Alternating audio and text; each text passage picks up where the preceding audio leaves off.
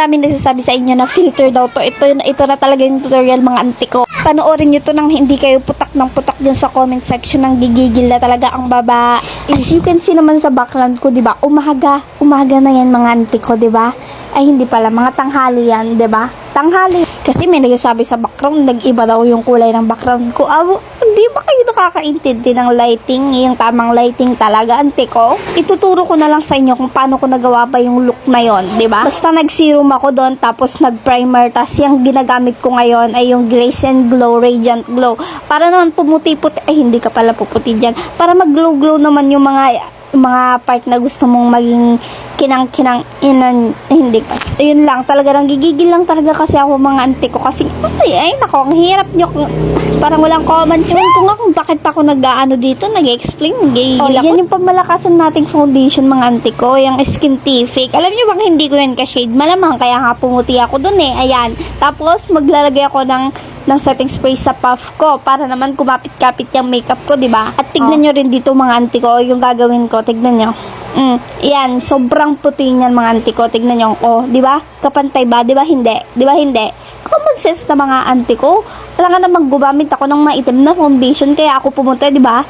Siyempre, auntie ko, gagamit ako ng mapunting foundation kaya ako puputi, di ba? Pero okay lang yan kasi nga papantayin ko yan mamaya. Hindi ko naman yun gagawin, ayun lang yung maputi, ganon.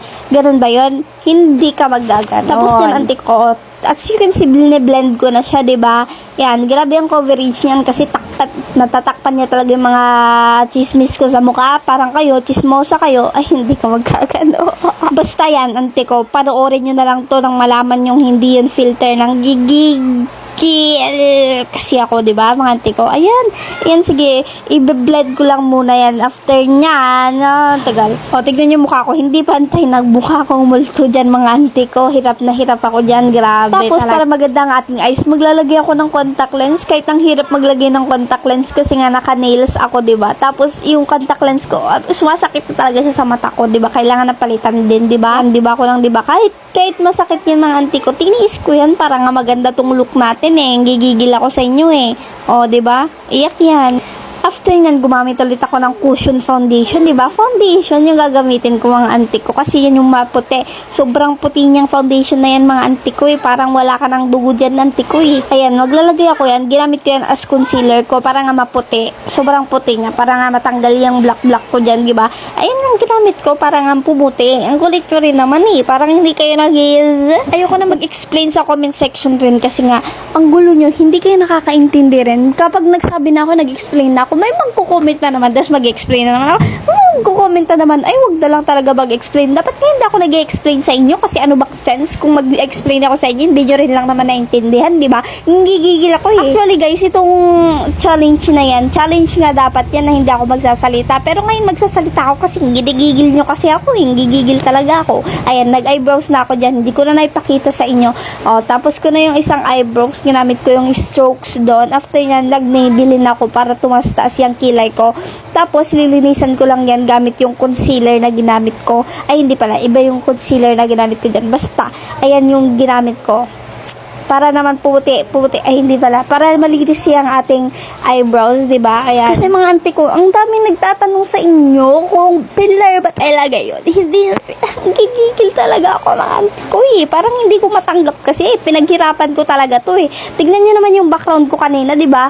Ang grabe yung araw niyan kanina, di ba? Tignan nyo ngayon, umuunti na lang kasi nga gumagabi na. Nagabihan nga kasi ako mga auntie ko. Parang hindi kayo nag-iisip. Nanggigigil na naman ako sa inyo. Kaya nga nag-iba yung background ko kasi nga nagabihan nga ni. O basta yun, nanggigigil na lang talaga ako sa inyo. Parang ayoko na lang talaga mag-transition ng mga ganito eh. Kaya ayoko na mag-post eh. Parang hindi kayo naniniwala. Pero compliment naman sa akin yun guys kasi ang galing ko pala mag-makeup kapag gano'n na sinasabi nyo, ay filter pala yan kahit hindi naman, di ba? Ayan, nakapatong na nga ako ng isang Maybelline na tattoo brow. Yan, naglagay ako para mag-brown yung ating kilay. Kaya ang ganda ng effect niya. Kakulay niya pa yung ating eyes. Tapos yung buhok natin, kakulay siya. Ang ganda talaga, grabe. Ayun yung ginamit kong concealer, guys. After nyan, magko-concealer ulit ako dyan. Ayan, yan, para hindi siya, talaga makita. Feeling ko kasi hindi sapat yung concealer kanina. Kaya mag-concealer tayo ng ganyan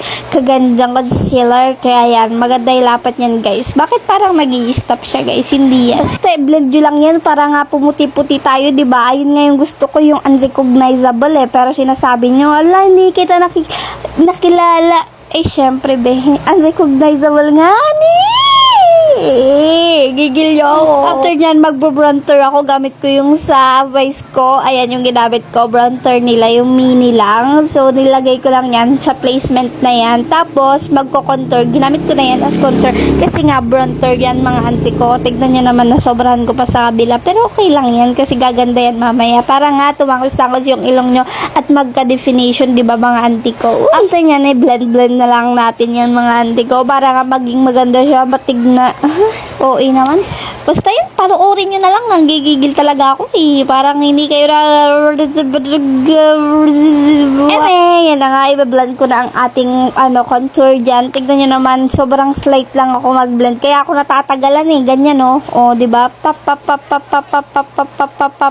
Tignan nyo naman, sobrang ganda na ng ating nose, diba? Nagka-definition agad siya. Kasi nga, dahil nga sa bronzer na ginamit natin, bronzer yan huwag kayong OA. Ay, basta yun. Ako ay napapagod na makakaganto. Tignan nyo ang ganda ng ating nose. Diba? Sobrang bagal ko pa yan mag-blend ba ganun. Sobrang bagal ko talaga yan mga auntie ko. Pero para sa inyo talaga, hari ko to. Kasi nga, para nga hindi siya maging hindi ba ganda. Ano ba? Sinasabi ko. Basta yun, panoorin nyo na lang ito. Parang napapagod na ako. Kasakit ang lalamunan ko talaga. Ayan, magbablush na lang ako dito. Pag magbablush kayo, yung placement ng blush ko. Tapos dapat nakakangiti ako. Diba, nakangiti ba ako dyan? Tapos ngayon, nanggigigil na talaga ang babae. Diba? Ayan, basta kumiti ka dyan, kahit masama yung loob mo, diba? Ayan, ngumiti ka. Ang ganda, ang cute ko siya. Ay, hindi. I-blend mo lang yan ng circular motion. Circular motion. Joke lang. Ayan, i-blend mo lang yan mga auntie ko nang magmukha kang dal dyan. Ay, dal. Ang ganda ng blush ko dyan mga auntie ko. Kaya kilig na kilig ako. Tapos kayo sasabihin yung filter lang niya. Joke. Pero hindi. Compliment yun sa akin. Kasi galing ko pala mag-makeup. Nasasabihin filter yun. Parang wala. Pero yan ang auntie ko. Tignan nyo na lang, biniblend ko na yung aking blush na napakaganda. Na mukha akong manika. Parang okay na lang yung ganyan, no? Diba? Naglagay pa nga ako dyan ng blush sa aking eyeshadow para nga maging base ng aking magiging eyeshadow. Uy, parang alawi. Basta yun, para mag-finky-finky na yan. Tapos na ako, loose powder, diba? Binugahan ko pa kayo. Ayan, basta maglo-loose powder na ako dyan, guys. At ilalagay ko siya sa placement sa mukha ko kung saan ko gusto ma-highlight. Di ba? Para yung mga yung mga excess, yung mga oil OA na naman ng babae. Basta talaga. Nilagyan ko lang dyan sa aking nose para highlight ba yan, ganon. Tapos, ayan, maglalagay din ako dyan sa gilid-gilid ng ating eyes para nga mag-highlight din siya. Kasi magandang effect yun, guys, yung mag-highlight dyan. Tignan nyo, ayan din, maglalagay ako dyan. Basta yung mga placement na nilagay ko sa aking face. After nyan, i-blend ko yung nandyan sa aking mata. Kasi nga, buburahin ko yan, buburahin na naman, i-blend nga ni. Tapos eyeshadow na nga kasi ako. Kaya yan, tatap-tap lang ako nyan, tapos ko yan, tatanggalin ko yung excess nyan. Tignan nyo. Wow. Basta yan mga auntie ko, dapat is alam mo yung tawag doon, dapat be gentle lang kapag maglalagay ka ng eyeshadow. Wag yung, sorry, excuse me po. Magta-transition na ako. Di ba? Ang ganda na ng aking eyeshadow mga auntie ko. Pero hindi pa dyan natatapos. Nakailang patong ako niyan mga auntie ko Tapos sasabihin niya, filler lang yan. Gigigil ako. Basta yan. Naglagay na ako ng eyeshadow dyan ulit sa aking outer. And doon ulit, paglalagay ulit ako sa kabila. Basta ganun lang. Dapat slight lang ang inyong paglagay. Huwag nyong itotodo kasi papangit talaga yung paglalagay nyo ng inyong mga eyeshadow. Diba? Tapos maglalagay ka ulit dyan sa baba kung anong nilagay mo sa taas, yun rin ilalagay mo sa baba. Dapat equal yan. Equal. After nyan, mag-eyeliner lang ako ng napaka-slight dyan sa baba. Tapos patas ko lang ng unti para naman magkaroon ng line-line onte ang aking mata. Para naman maganda siya tignan, mga auntie ko. Siyempre, hindi matatapos yung eye look natin nang walang aegysal. Mamamatay ako nang walang aegysal. Uy, hindi ka magaganon, mga auntie ko. Basta yan, mag-i-aegysal na ako dyan dahil napakaganda ng aking aegysal. O yan. Napakadali nga rin gamitin itong JMCY na aegysal, guys. Kasi tap mo lang yan pag ganun palabas. Ang ganda niya ng mga auntie ko. Kaya, ay so, grabe, ang ganda. Dilagay lang ako sa kabila. Yan o, yan yung pang-line niya, guys, para mas mag-puff yung ating aegysal. Kasi kung di ka gaganyan, wag ka na mag-aegysal, di ba? After nyan, maglalagay ulit ako ng eyeshadow ko. Tatapalan ko ulit ang aking eyeshadow, di ba? Ang dami kong tapal na ginawa sa aking eyeshadow. Tapos sasabihin nyo lang, ano yun? Gigigil nyo ako, ha? Di ba? Ito kayo ng aking eyeshadow dyan. Nakailang ano lang ako, balik-balik sa eyeshadow. Kasi nga, kung hindi pa yan sapat, dapat balikan. Hindi ka magagalang mga auntie ko. Basta yan. After nyan, mag-curl na ako ng aking lashes para naman matapos na tong video na to dahil pagod na ako kaka-voice over, diba? Ginabi na ako dyan, nakalimutan ko pa ibukas yung ilaw niyan, mga auntie ko, kasi nga focus na focus talaga ako sa pag-makeup ko. Wala na ako magawa kundi mag-makeup, hindi ka magagalan. Tapos gagamitin ko tong sa Maybelline na Sky High Mascara, guys, kasi ang ganda niya, napapatayin niya talaga yung mga ano nyo, papatayin niya talaga yung mga buhok nyo dyan sa pilik mata malamang, diba? Ayan, maglalagay tayo niyan kasi nga ang ganda talaga ng Sky High Mascara na to, guys, kasi kahit hindi mo na nga lagyan ng lashes na na fake lashes maganda na yan, pero ako lalagyan ko kasi nga gusto ko, maarte ako bakit pa kayo? Ay, joke lang. After nyan, mga auntie ko, maglalagay na rin ako sa lower lashes ko kasi nga maganda talaga yan, mga auntie ko, sinasabi ko naman na sa inyo, diba? After nyan, de-blend ko na ulit ang aking mga dyan, yung mga binake ko sa aking face para maging maganda na siya tignan, diba? Tignan nyo naman, grabe, ang ganda ng aking makeup dyan. Parang ayoko na tanggalin yan kagabi, parang ayoko na talaga kasi ang ganda talaga, ang kinis, ang ganda, grabe, sobra. Oh my God. Basta naganda-ganda ka talaga ako dyan kagabi na ayoko na talagang tanggalin yan, nanggigigil ako. Tapos magbablush na ulit ako, mga auntie ko. Tap lang yun sa blush at ilalagay ko lang sa placement kanina. Ayan, maglalagay lang ako dyan, ulit-ulit lang yan hanggang sa maganda, kasi nga hindi ko yan sinusobrahan kasi baka masobrahan siya, maging ako si Sasa girl na ako, diba? Okay. Tapos nyan, ayan, ginawa ko na rin siyang contour. Yung blush ko, ginawa kong contour. Kasi maganda yung effect niya pag nagagawa ko siyang contour, oh. Tignan nyo. Ang ganda talaga ng effect niyan, mga auntie ko. Hindi lang yung pang contour yung maganda, pero pag yung blush, ginawa mong contour talaga. Pero wag naman yung OA, diba? Tignan nyo yung ginawa ko, ang ganda, grabe. Ginawa kong contour yung blush. Kasi nga, ang ganda niya, mga auntie ko. Tignan nyo na lang, panoorin nyo na lang kasi to. O, diba?